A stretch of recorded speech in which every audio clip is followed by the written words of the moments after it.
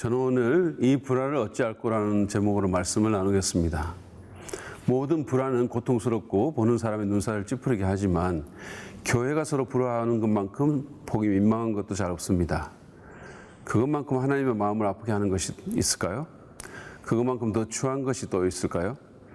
가끔씩 우리는 교회가 싸움에 휘말려 법정에까지 가는 가슴 아픈 사건들을 보고 듣습니다. 물론 모든 교회가 이렇게 대대적으로 싸우지는 않죠. 그러나 평온한 듯 보이는 교회 안에도 불화는 있습니다. 어떤 교회는 당회에 속한 두 장로님이 1년이 넘게 서로 말도 하지 않고 지냈다는 얘기도 들었습니다. 우리 안에는 불화가 없습니까? 여러분은 누군가에게 쓴뿌리나 적대감을 품고 있지는 않으신가요? 다른 사람에게 험담을 하거나 만날 때마다 다투지는 않으십니까? 만약에 그렇다면 우리는 이 불화와 갈등을 해결해야 합니다. 그렇지 않으면 개인적으로 심령의 평안도 없고 교회의 성장도 막힙니다. 2000년 전에 빌립보 교회에도 문제가 있었습니다. 바울이 그 문제를 다루고 있는 빌립보서 4장 1절부터 3절 말씀을 통해 불화와 갈등의 해결 방법을 배우기를 원합니다. 불화와 갈등을 해결하기 위해서 먼저 우리는 그리스도의 마음을 가져야 합니다. 바울은 1절에서 빌립보 성도들을 자신의 기쁨이요 면류관이며 사랑하는 사람들이라고 묘사하면서 주님 안에 굳건히 서라고 권면한 뒤 2절에서 자신의 마음에 품고 있던 어려운 이야기를 꺼냅니다. 나는 유오디아에게 권면하고 순두계에게도 권면합니다. 주님 안에서 같은 마음을 품으십시오. 우리는 유오디아와 순두계 두 사람이 빌립보 교회의 여성도이며 서로 어떤 문제로 불화하고 있다는 사실, 그리고 3절에서 밝힌 것처럼 이들이 바울과 함께 복음 사역을 했던 여성 사역자라는 사실 외에 아는 것이 없습니다. 이 두 사람이 무슨 문제로 불화하게 되었는지 바울은 밝히고 있지 않습니다. 그러나 전체 교회 앞에서 공개적으로 읽히는 편지에 이 두 사람의 이름을 밝히면서 문제를 거론했다는 것은 바울이 이 불화를 매우 심각하게 여기고 있음을 암시합니다. 그 불화는 전체 교회에 영향을 줄 수 있을 정도의 심각한 것으로 보입니다. 바울은 두 사람 중 어느 사람의 편도 들지 않으면서 그저 주님 안에서 같은 마음을 품으라고 말합니다. 여기 쓰인 같은 마음을 품으라라는 표현은 헬라어로 2장 2절의 마음을 같이하여와 거의 같은 단어로 되어 있습니다. 그것은 바로 빌립보서 2장 3절 4절에서 설명된 겸손한 마음이며 자기보다 남을 낮게 여기고 자기 일을 돌아볼 뿐더러 다른 사람들의 일을 돌아보는 마음입니다. 그리고 그 마음은 5절 이하에 나온 그리스도 예수의 마음이기도 하죠. 바울은 갈등의 원인이 된 이슈의 옳고 그름을 떠나 먼저 두 사람의 마음 자세를 파고들려고 합니다. 그들은 자기들의 마음을 주 안에서 살펴야 했습니다. 바울이 그렇게 한 것은 일반적으로 불화가 이슈의 옳고 그름을 떠나 태도 때문에 기인되는 경우가 많음을 알았기 때문입니다. 우리는 자기 권리를 주장하지 않고 스스로를 낮추고 희생한 그리스도의 마음을 가져야 합니다. 자기보다 남을 낮게 여기고 자기를 넘어 다른 사람들을 돌아본 그 마음을 품어야 합니다. 그럴 때 불화가 해소될 수 있습니다. 두 번째로 우리는 영적인 사람의 중재를 받아들여야 합니다. 주 안에서 같은 마음을 가질 것을 권면한 바울은 3절 상반절에서 제3자의 개입을 요청합니다. 제가 한번 읽어보겠습니다. 그렇습니다. 나의 진정한 동지여, 그대에게도 부탁합니다. 이 여인들을 도와주십시오. 그는 이 사람의 이름을 밝히지 않고 그저 나의 진정한 동지라고만 묘사했습니다. 이 사람이 누군가에 대해서는 많은 추측이 있어 왔습니다. 바나바나 에바브로디도 또는 누가라고 주장하는 학자도 있습니다. 그가 누구이든지 간에 이 사람은 유오디아와 순두계에게 영향을 미칠 수 있는 사람이었을 것이고 아마도 바울처럼 순회 사역을 하는 사람이었을 것입니다. 바울은 이 사람에게 2절의 두 여인이 서로 화해하도록 도와줄 것을 부탁했습니다. 사람들이 불화하거나 다투게 되면 감정적으로 흘러서 정상적으로 사고하거나 반응하기가 힘들 수 있습니다. 그래서 중재가 필요한 것이죠. 이는 사실 개인뿐 아니라 더 큰 레벨에서도 그렇게 합니다. 이를테면 이스라엘과 아랍이 갈등을 하면 미국 같은 나라가 중재를 합니다. 그리스도인들이 불화할 때도 영적인 사람들의 중재가 반드시 필요합니다. 불화하는 자들은 그들의 중재를 받아들여야 합니다. 당신이 무슨 상관이냐고 말하면 안 됩니다. 교회는 그 회원들이 상호 책임을 지며 서로 연관되어 있는 한 몸입니다. 피차 중재하며 또 그 중재를 받아들여야 될 책임이 있습니다. 종종 다투는 자들은 중재자가 자기 편을 들어주기 원하며 그러지 않으면 그 중재를 받아들이지 않거나 중재자를 비난합니다. 그러나 이래서는 안 됩니다. 영적인 사람의 중재를 받아들이십시오. 그러면 불화는 해소될 수 있을 것입니다. 세 번째로 우리는 우리의 불화가 복음사에게 미칠 영향을 생각해야 합니다. 자기 동역자의 중재를 요청하면서 바울은 3절 하반부에서 이 여인들은 글레멘드와 그 밖에 나의 동역자들과 더불어 복음을 전하는 일에 나와 함께 애쓴 사람들입니다라고 말했습니다. 이 여인들은 바울의 복음사에게 함께한 사람들이었습니다. 바울은 이들뿐 아니라 글레멘드와 다른 동역자들도 그 목록에 포함시킵니다. 바울이 이렇게 사역팀의 이름을 열거하고 복음과 연관하여 두 여인을 소개한 것은 이 여인들의 시선을 복음 사역으로 돌리고자 하는 간접적인 시도였습니다.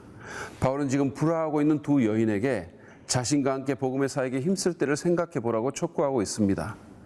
그렇게 서로 불화하고 있으면 복음은 어떻게 되겠는지 한번 생각해 보라는 것이죠.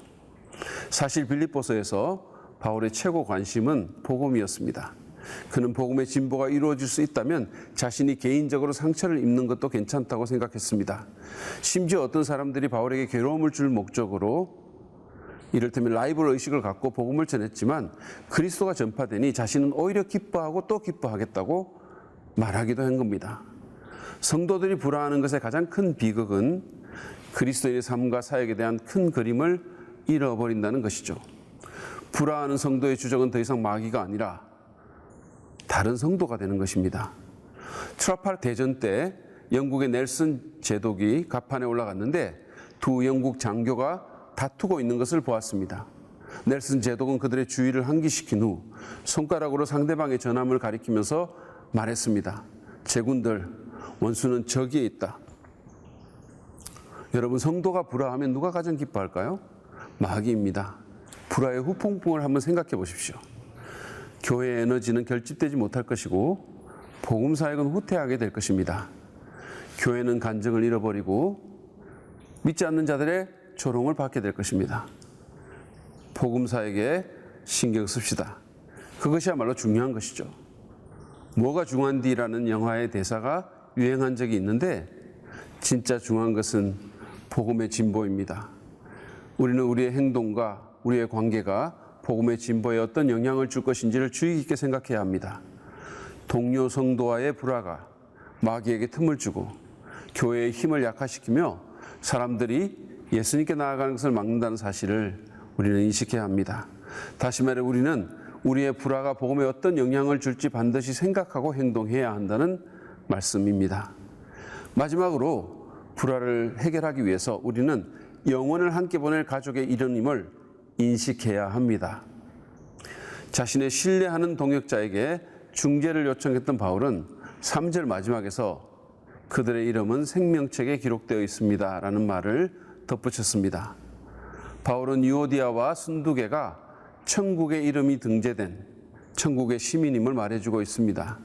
바울이 왜 이 사실을 덧붙였을까요?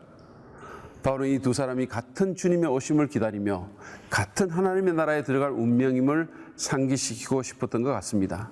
그는 이 두 사람에게 이봐요, 당신들은 영혼을 함께 보낼 한 가족입니다 라고 말하는 것입니다.